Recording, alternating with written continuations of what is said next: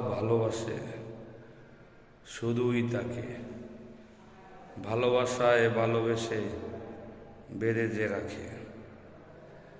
ভালোবাসা হোক সেটা ব্যক্তি জীবনে, পরিবার, আত্মীয় স্বজন, প্রতিবেশীর প্রতি, ভালোবাসা হোক সেটা রাজনৈতিক নেতার প্রতি।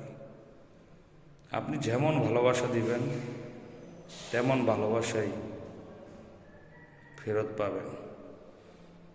ভালোবাসা শব্দটার অর্থ অনেক, আসলে আমরা ব্যক্তি জীবনে এটা বুঝি না, বুঝতে গিয়েও হয়তো ব্যর্থ হই।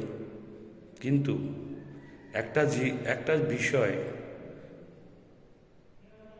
সকলেরই প্রতি অনুরোধ, খেয়াল রাখবেন, আপনি কাউকে যেমন ভালোবাসা দিবেন তেমন ভালোবাসাই আবার তার কাছ থেকে আশা করবেন।